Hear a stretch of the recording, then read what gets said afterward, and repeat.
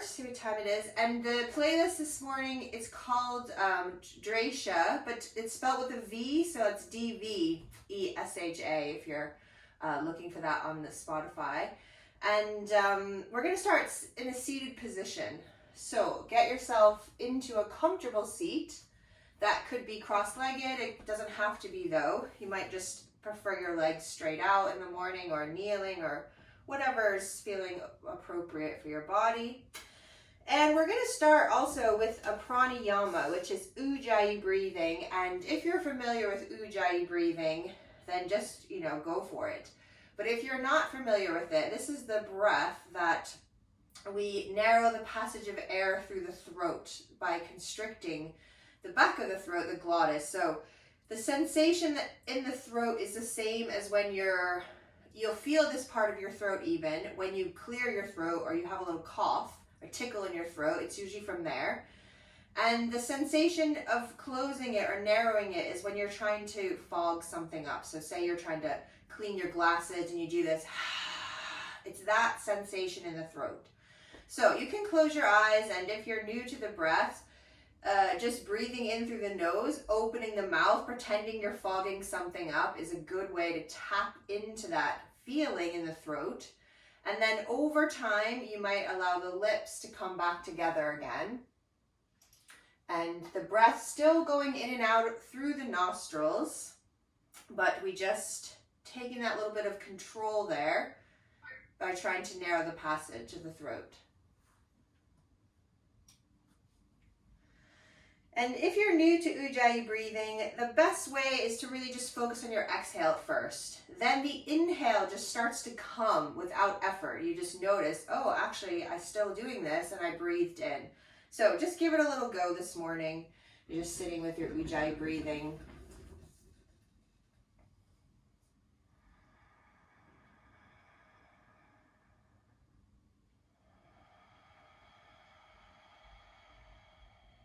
So we have come to the fourth Klesha, which is these obstacles that keep us from freedom.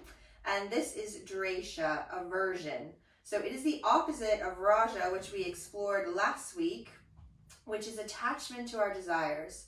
And just like this attachment to desires, we're impacted by Dvesha on emotional level, whereas the first two Kleshas, Asmita and Avidya, we are affected on the intellectual part of the brain. So Patanjali tells us in chapter 2, verse 8, that aversion is that which follows identification with painful experiences. Now, I think this is the most obvious of our kleshas because, of course, we want to avoid things which we dislike or experiences which have caused us pain.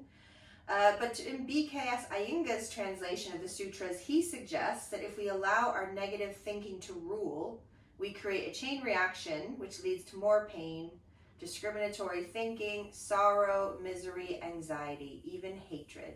So when we avoid things we don't like, or maybe even things we're afraid of, we shut ourselves off from growth and opportunity. It's important to step out of your comfort zone, to revisit things you don't like, and to always ask yourself why. Why do you dislike something? Why don't you want to step outside your comfort zone? So this morning, just embrace a new comfort zone and be open to opportunities which are put in front of you. And even if you don't like them, maybe just consider why.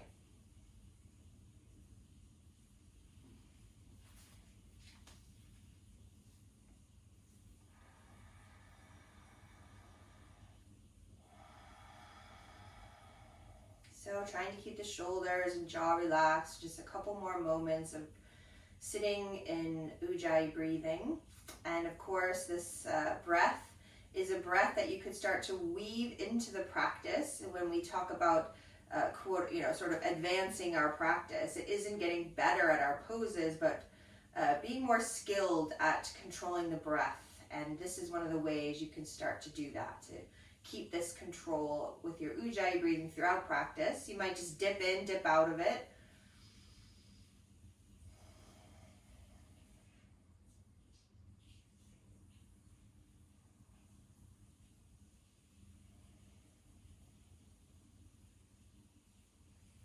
If your eyes are still closed, just start to allow them to open up.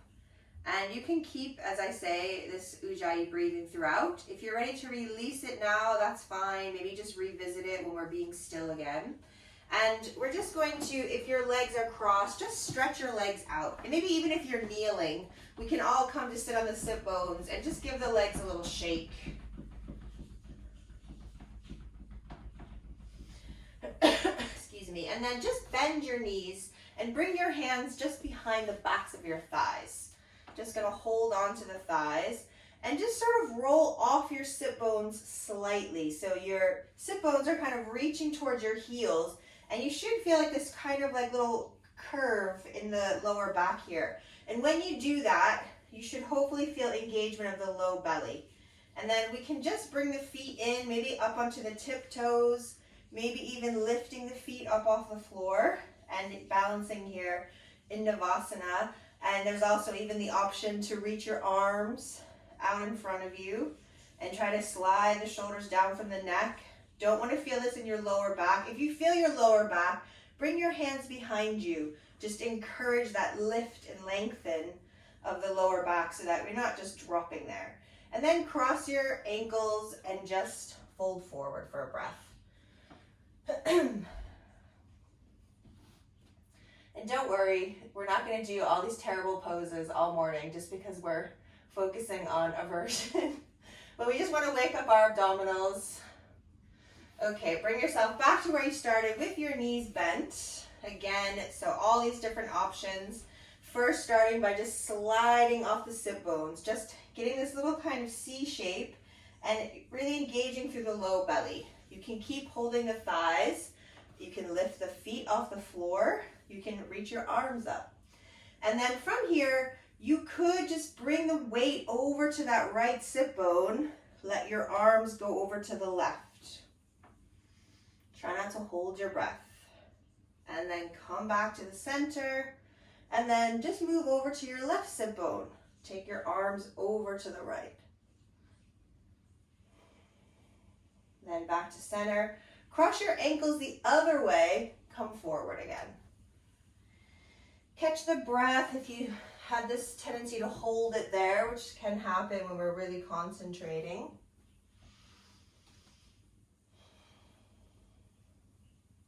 And then just walk your hands in a little closer to you and start to pull your heart forward. So you're almost in like a seated cow pose here. Just stretching through the front of the body, and then pull the belly back, curl your spine into cat pose. And take a breath through the back of the body. We'll do that again. This time, sitting all the way up, interlace your fingers behind your head and come back into that cow pose. So reaching the breastbone up, breathing through the front of the body, and then as you exhale, bring your elbows together, curl your spine, breathing into the back of the body. And then restack your spine, coming upright. And from here, we're going to make our way to downward facing dog. So you can do that however you like. You could roll over onto your hands and knees, or whichever feels better for you. Wrists are going to be under your shoulders, knees under your hips, toes tuck, hips lift, press back. And when you get into down dog, just wake your body up to the pose however you need to. So that might be pedaling the feet. Maybe you need to just kind of twist around, swing the hips, move the shoulders. So just really tapping in to your body.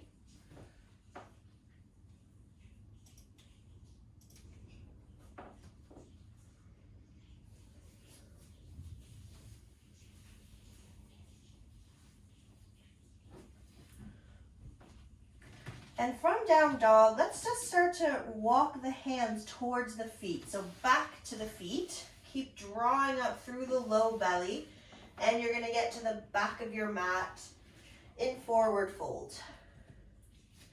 And from here into our lowest squat Malasana, only if it's okay for your knees. You might just go halfway if it hurts your knees to go all the way down where your heels are towards your sit bones, trying to reach your sit bones to the floor.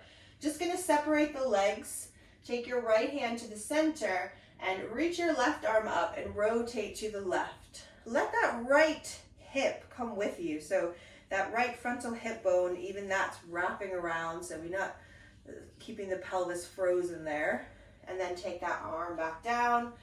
Other side. So reach the right arm up. Let the left pelvis come with you.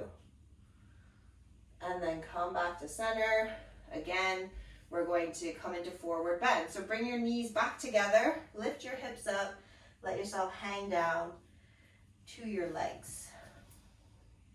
And then from here, let's walk forward to plank. So walking yourself into plank. Get those shoulders over the wrists, pull back through the heels, and then lower down to the mat. Draw those elbows back. Inhale, let's just reach the heart up in cobra. Exhale to lower.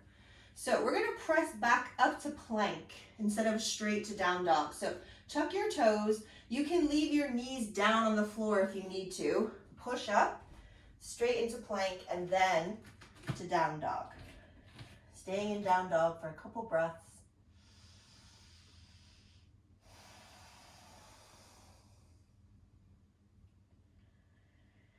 And then walk your hands back to your feet.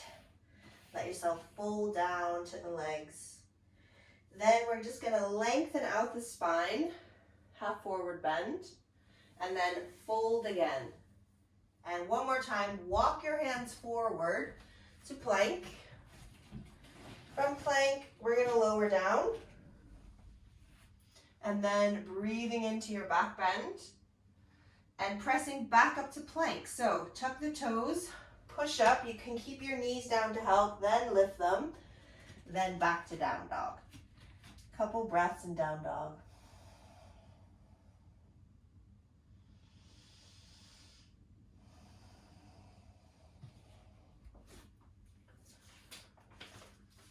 Now we're going to move forward to the front of the mat. So step, walk, hop, however you want to get up there. When you get back to the front, lengthen out, half forward bend, fold again to the legs, full forward bend. And then bend your knees and sink your sit bones down, like you're taking a seat in a chair. And then we're going to reach the arms up, Utkatasana. And then from here, see if you can come to Malasana again, that low squat. All the way down if it's possible. And then back up to where you were. And then let's step the right foot back into a standing lunge. And then just swing your arms behind you. Reach your heart forward. So we lengthening the chest towards that left thigh. Imagine you're sort of on like a shish kebab rod there on a diagonal. And then take your arms out wide like a T. Next breath, just turn to the left. Right arm going to tap that left leg wherever you can get it. And then back up.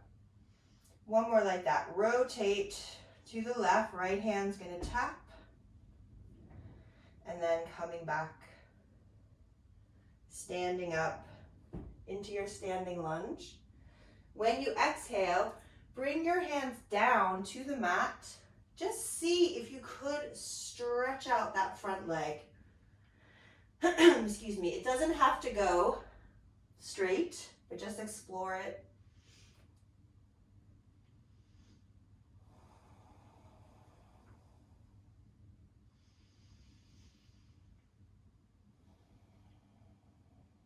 Now bend the front knee. You can step forward here and fold to the legs, or you can step back and carry on with your vinyasa. So it's your choice. If you step forward, just fold to the legs, forward bend. If you're taking vinyasa, step back, lower from plank. Push back up to plank first, then down dog. So just changing it up a little bit today out of your comfort zone, back to down dog. If you're in forward bend at the front of your mat, you're just going to have one or two more breaths there. And when you're ready, you're going to stand up. And maybe just hang out in Tadasana for a breath. If you vinyasa'd and you're in down dog, you're going to make your way forward now. Lengthen out the spine, fold to the legs, and then also rising up. So we'll all meet up at the top of the mat, standing. And we're going to do the exact same thing, starting with Utkatasana. So bending the knees, sitting back into your chair pose, reaching your arms up. And then just to see if you could come down as far as possible. And then pressing back up, Utkatasana. This time, sneak your left leg back, standing lunge. Have a breath as you swing your arms behind, reach forward. Try to pull or sort of knit in your front ribs. You're on that steak on the barbecue here, almost a little shish kebab. And then take your arms out. Now a little twist to the left. And then back. So it's coming from the upper back, this twist. Let your hips come as much as they need to. After this second one, we're standing back up again. And then we're going to forward fold, hands come down. Just see if you could straighten that front leg. Nice, slow, deep breathing here.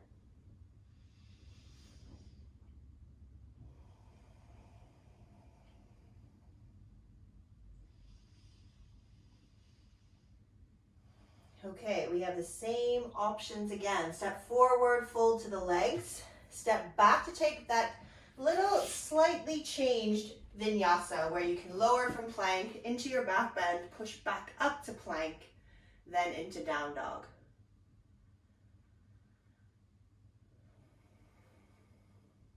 If you've opted for vinyasa, couple breaths in your down dog. If you're in forward bend, and you're ready to stand up, bring yourself back up to stand, palms together in front of the heart. If you're in down dog, you're making your way forward.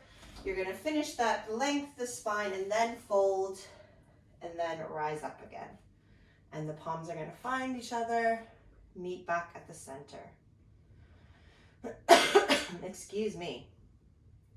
Okay, from here, we're gonna come back into Malasana Pose, sitting back down. This time, so we can find the sit bones, so that we can lower ourselves down. Send your legs out in front of you. And we're going to take our legs out wide.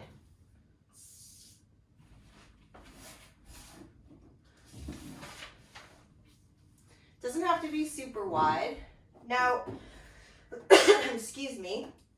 Just my own personal experience of this posture is I never really liked it. I always avoided it because it didn't feel great. So if you're one of those people like me, it might be how you're sitting. So if you remember, we did this Shavasana pose and we leaned back like this. When we're doing this seated pose, you want to be up on your sit bones. So if you're leaning back, and you feel like you're here, you're never going to come forward because your pelvis is tipped under. So we want to tip the pubic bone down. So find your sit bones. You might even bring your hands behind you. Lift yourself up. And if you still feel like you're way back here, you sit on something. So a block, a cushion, just the sit bones almost falling off that prop. Even rolling your mat up so that you can get up and out of that pelvis. And then we can walk forward and soften down. Excuse me. Also, the legs have to work like crazy here. So flex the feet. Imagine you're standing up doing this and how much your legs have to hold you when you're standing. It's exactly the same when you're sitting. You might even visualize your feet are pushing into the wall so you feel your inner thighs engaging. And then we can soften a little more in the upper body.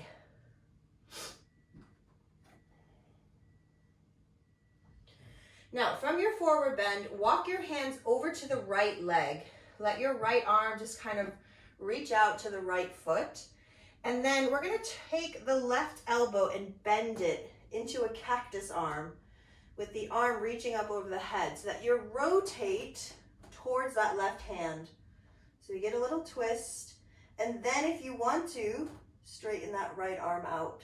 Sorry, left arm out. You don't have to though. It can stay here because that might feel better. Less weight on the body. We add weight when the arm goes straight and make it more difficult. Whichever option you're in, just breathing. Don't lose the legs. And now bring this left arm down. Sweep yourself back around through the center. Have a couple breaths in forward bend. And then walk your hands over to the left leg. Reaching the left arm to the left foot, we're gonna bend that right arm back, and it's gonna help us to twist towards the right. Now again, keep your elbow bent or reach your arm straight. Whichever option, try to stay anchored through both your legs, inner thighs working, low belly supporting. Couple breaths here.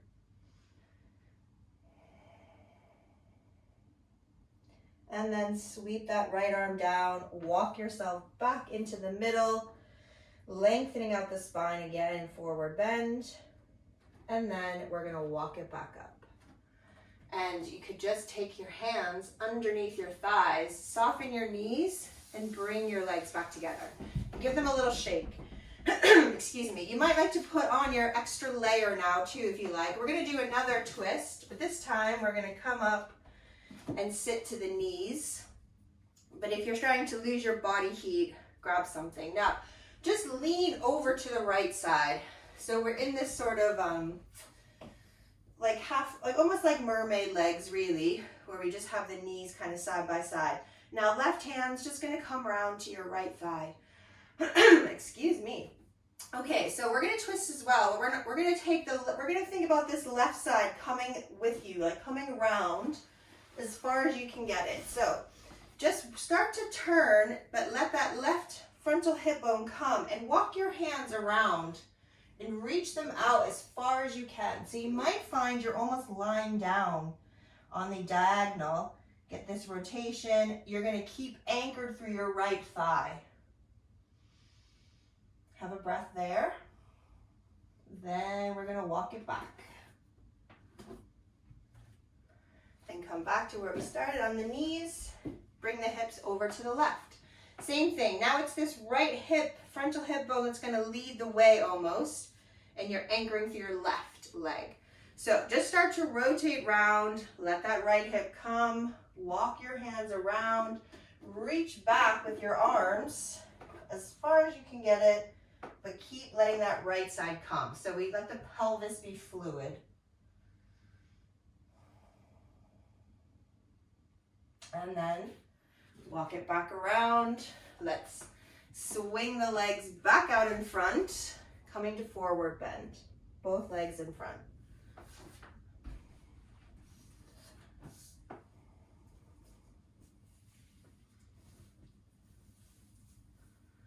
And then from forward bend, slowly coming up and finding your comfortable seat again. So we're gonna finish before our rest with a seated meditation. So we want the body to feel comfortable, because when the body is not comfortable, it distracts the mind from being able to focus on your breath and your thoughts. So when you find that comfortable seat, close your eyes and just ground into yourself with a few full and purposeful breaths.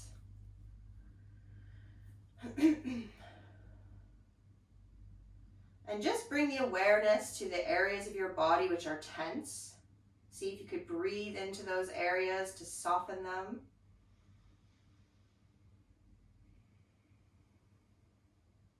And then start to find the balance between the breath.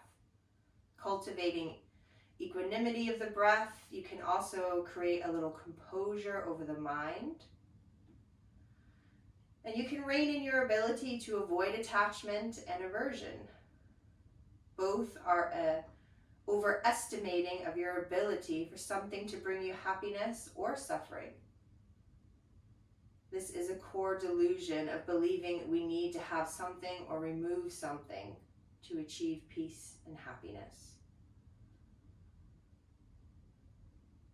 Find instead the space between your thoughts.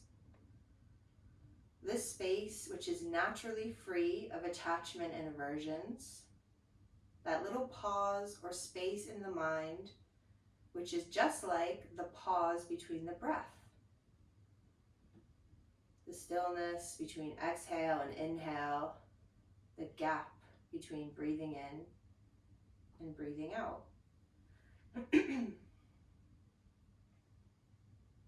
When you can do that, when you can focus on that little space between your thoughts, you can sit and find joy in doing nothing.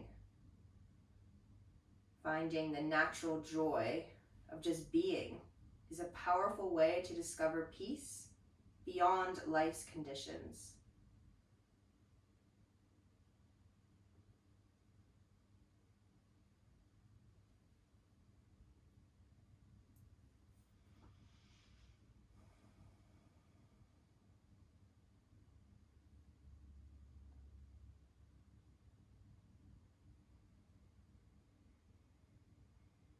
Imagine now that it's snowing.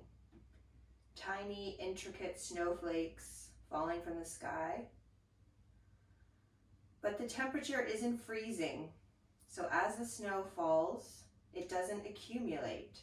It just disappears, melts into the earth, dissolves on your eyelashes. These snowflakes just let go of their shape, of their design. There is nothing to attach to. There is nothing to avoid. Just like the falling snow, you too can dissolve your thoughts, your feelings.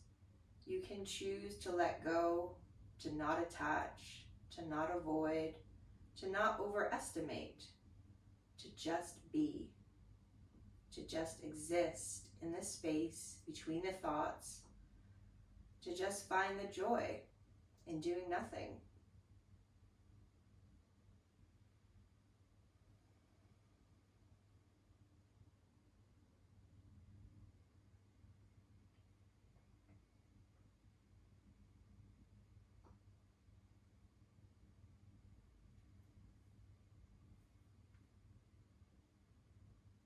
So you can stay right where you are, just watching that falling snow.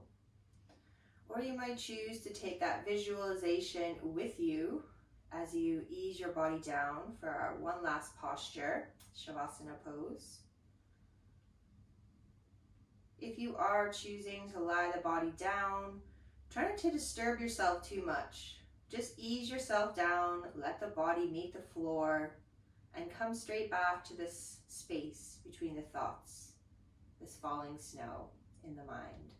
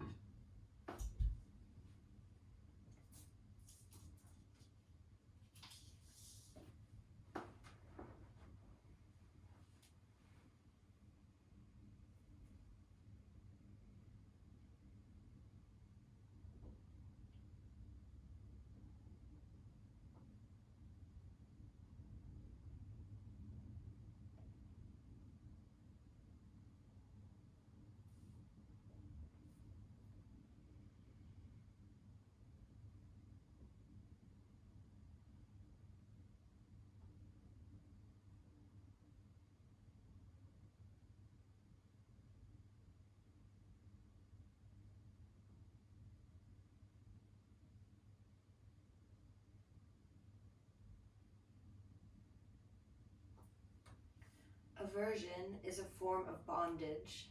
We are tied to what we hate or fear. That is why in our lives, the same problem, the same danger or difficulty will present itself over and over again in various prospects. As long as we continue to resist or run away from it instead of examining it and solving it.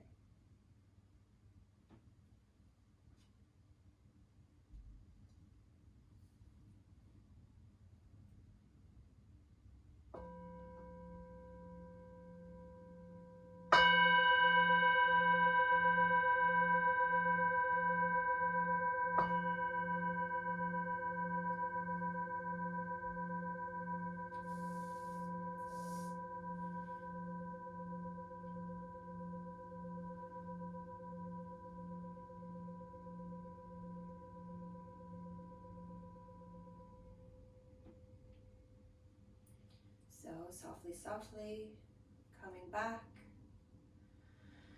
Deeper breaths, gentle movements. When you feel ready, rolling the body over to the right side. You might like to open your eyes there on the right side. Let them adjust to the light.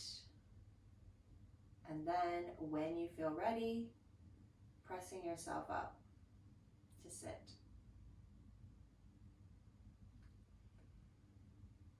So I thank you all for joining me. Namaste.